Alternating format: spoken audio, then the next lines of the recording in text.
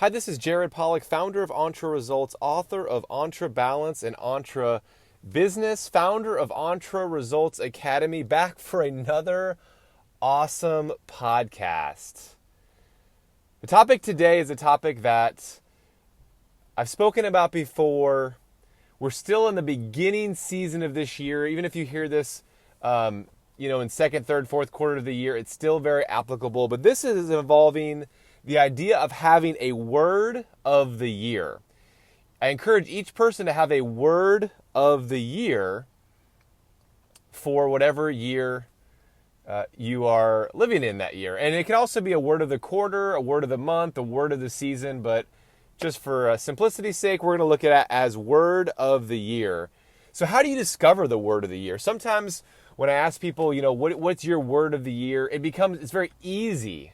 And there's a quick answer, but sometimes it takes a little time. And so for me this year, it was very difficult, more difficult than years in the past. So I spent a lot of time praying about it. A lot of times people need to spend a lot of time thinking about it, and then it just kind of comes to you over time.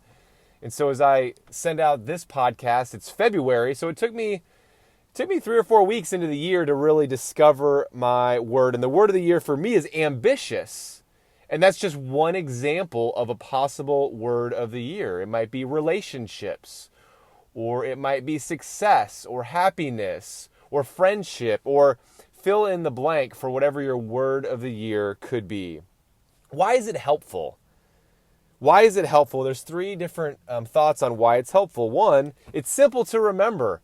A word of the year is very easy to remember. 2, it helps with focus, and it acts as a filter with the things that you want to accomplish this year. So it's a nice filter, and I'll talk about that a little bit later in this podcast. And 3, it keeps you motivated to achieve what you want to achieve that year. So how do you apply it?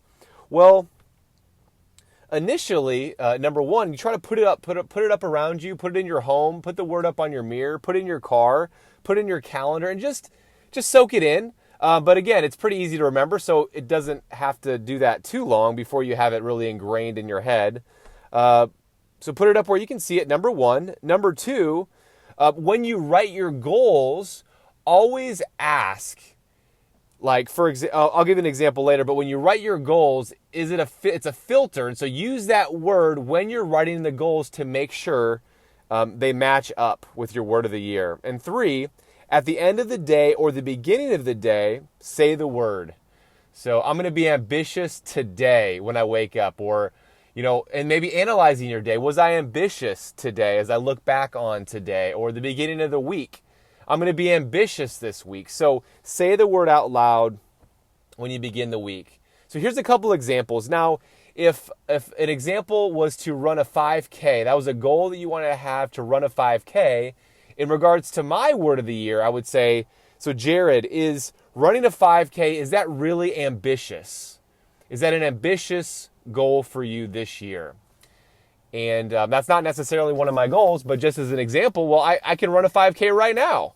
So that would not be an ambitious goal. So maybe I need to reevaluate what my goal is to make it more ambitious, because I'm striving for an ambitious goals this year. Number 2, maybe the goal was to take a vacation, say, to the hill country, which is 3 hours away from Houston.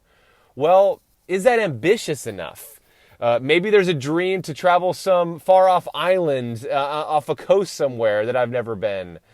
Again, just using this as an example. So that would be more ambitious. And sometimes we have to figure out how to achieve those ambitious goals, or how to achieve a goal as it relates to your word of the year. But you see how it's a filter with everything you do and everything I do this year. So anyway, go ahead, choose your word of the year, take action. And I know this is not your word, but my word, but go ahead and make it an ambitious week.